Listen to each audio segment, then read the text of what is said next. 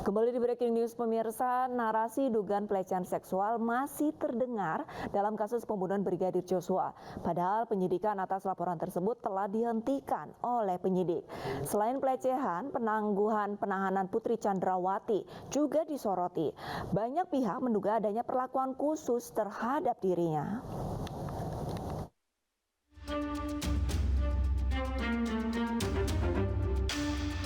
Istri Verdi Sambo, Putri Chandrawati telah ditetapkan sebagai tersangka atas kasus pembunuhan berencana Brigadir Joshua beberapa waktu lalu. Dalam pemeriksaannya, Putri tetap ngotot mengaku sebagai korban pelecehan seksual yang dilakukan oleh Brigadir Joshua. Padahal, Polri telah menghentikan pengusutan kasus tersebut. Narasi pelecehan seksual juga kembali disuarakan oleh Komnas HAM. Dalam konferensi persnya, Komnas HAM menyebut adanya dugaan pelecehan seksual yang terjadi di Magelang, Jawa Tengah. Terus kemudian terdapat dugaan kuat terjadinya peristiwa kekerasan seksual yang dilakukan oleh Brigadir J kepada saudari PC di Magelang tanggal 7 Juli 2022. Tadi detailnya disampaikan Bu Andi. Kemudian terjadinya obstruction of justice dalam penanganan dan pengungkapan peristiwa kematian Brigadir J.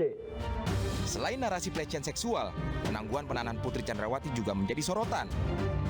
Alasan kemanusiaan karena memiliki anak balita dinilai tidak masuk akal meloloskan Putri dari jeruji besi. Pasalnya, banyak kasus lain dengan tersangka memiliki balita dan sedang mengandung tetap dijebloskan ke penjara. Ayah Brigadir Joshua, Samuel Huta Barat, menduga ada keistimewaan khusus terhadap Putri Chandrawati karena hingga kini Putri belum ditahan.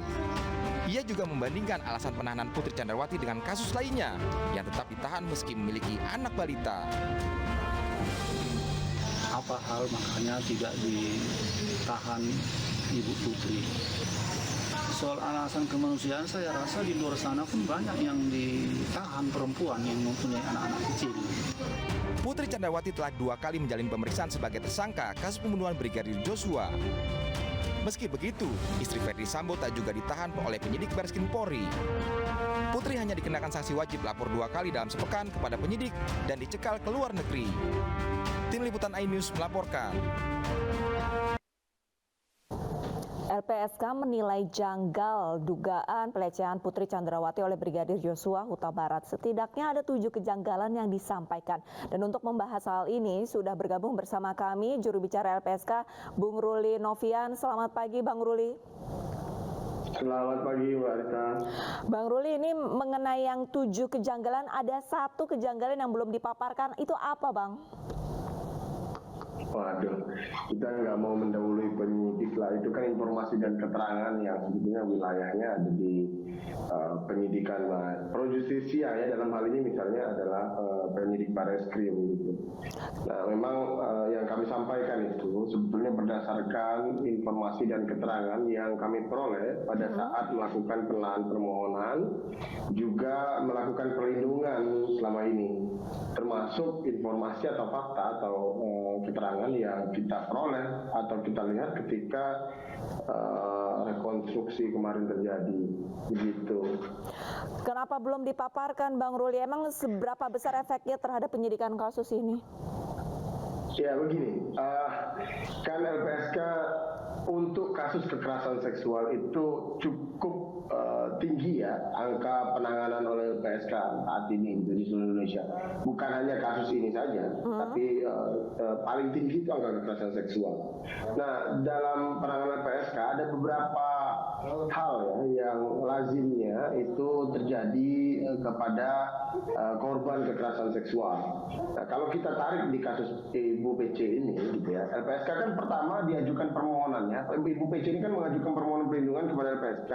Betul. Untuk kasus kekerasan seksual juga yang terjadi di Duren 3. Ya. Nah, kita coba melakukan pendekatan sensitif nih kepada korban gitu ya, punya perspektif yang baik untuk sampai kita hadir ke kediamannya untuk memberikan atau memeriksa atau meminta keterangan dari yang bersangkutan. Namun memang hasilnya kemudian tidak begitu maksimal dan akhirnya LPSK menolak permohonan kekerasan seksual. Yang belakangan kemudian kasusnya dihentikan oleh Barreskrim karena dinilai tidak terjadi peristiwa itu. Itu yang pertama saya pahami. Nah, saat ini kemudian ada lagi informasi baru gitu ya, bahwa kasus kekerasan seksual itu terjadi di Magelang. Gitu. Nah, ini hal yang perlu juga dipertimbangkan gitu. Nah, itu pertama. Yang kedua, lazimnya kasus-kasus kekerasan seksual itu terdapat relasi antara pelaku dan korban. Ini memang tidak semuanya harus ada relasi kuasa ya antara pelaku dan korban. Tetapi lazimnya, saya sampaikan lazimnya dalam banyak kasus memang seperti itu. Gitu. Nah, itu yang ketiga. Kemudian ini pelaku kan yang diduga pelaku kan sudah meninggal ya, dan yang diduga pelaku ini juga sebetulnya kan adalah orang yang kenal gitu. Nah, dalam hal ini pasti dia sangat hafal situasi, kondisi, lokasi rumah gitu ya, serta apa saja yang biasa terjadi dalam satu tempat gitu.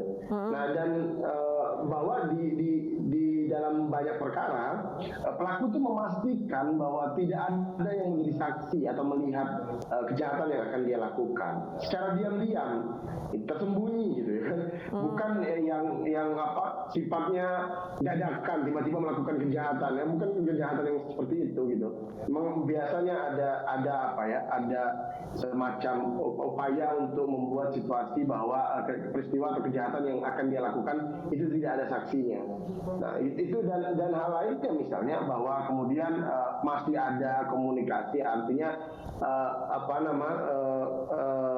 yang diduga sebagai pelaku itu masih ikut pulang ke Jakarta dari Magelang gitu. Kalau saya dengar beritanya bahwa disampaikan dia sebagai korban pemerkosaan yang bersangkutan gitu kan, diduga sebagai korban pemerkosaan gitu. Yeah. Nah, ini yang ya saya nggak tahu ya apakah memang masih semampu itu dia untuk bertemu dengan pelaku pemerkosaan ya dalam kurun waktu 2 hari di satu rumah dan di tempat yang sama gitu ya. Ya banyaklah hal-hal seperti itu yang menurut LPSK berdasarkan analisis kami bahwa bahwa apa yang disampaikan baik ketika dulu mengajukan permohonan atau saat ini belum bisa membuat yakin LPSK bahwa yang bersangkutan adalah korban kekerasan seksual. Lebih ke arah situ ya, Mbak. Bang Ruli, pada saat PC melampirkan untuk mengajukan permohonan perlindungan dari LPSK dari keterangan-keterangan yang sudah didapatkan sehingga akhirnya ditolak sama LPSK dan melihat rekonstruksi kemarin, ini pernyataannya apakah ada perubahan atau tetap sama, Bang? Ya berubah, Mbak. Kan kalau yang di awal permohonan kan kasusnya kekerasan seksualnya terjadi di Duren 3. Ya. Gitu. Ya artinya berubah semua. Berarti memang ada perubahan drastis ya, Pak? Berubah semua ya kan, akhirnya kemarin rekonstruksi dibuat satu tempat yang menggambarkan situasi rumah di Magelang, betul. Nggak ada, iya. Ya berubah semua, bukan berubah dikit itu. Lantas dari keterangan yang disampaikan Baradae, ini sudah didapatkan informasi secara menyeluruh belum dari kasus ini, Bang Ruli? Begini. Baradae itu dalam informasi dan keterangan baik yang diberikan kepada LPSK gitu maupun yang kita lihat sama-sama di rekonstruksi kemarin, bahwa sebetulnya yang bersangkutan itu tidak mengetahui atau tidak adanya dugaan pelecehan. Ya, apa yang sebetulnya terjadi di Magelang. Gitu. Yang bersangkutan kan baru kemudian itu memahami setelah saat ini rame-rame. Nah, pertanyaannya kemudian apakah itu betul terjadi atau tidak, yang bersangkutan juga tidak tahu itu sebenarnya. Kalau dari analisa LPSK sendiri, apakah benar terjadi pelecehan seksual di Magelang atau tidak? Kami tidak biarlah penyidik ya yang memastikan terjadi atau tidaknya peristiwa kekerasan seksual atau pemerkosaan yang digambarkan peristiwa itu terjadi di Magelang. Nah, bagi LPSK bisa saja itu terjadi, bisa saja tidak terjadi. Namun saat ini LPSK belum yakin bahwa ada peristiwa itu. Dan tapi LPSK tidak bilang itu tidak mungkin terjadi. Segala sesuatu itu sangat mungkin terjadi, tapi saat ini dari informasi dari informasi hasil keterangan yang diperoleh LPSK bahwa LPSK belum yakin bahwa peristiwa itu terjadi, jadi pemerkosaan itu terjadi. Gitu.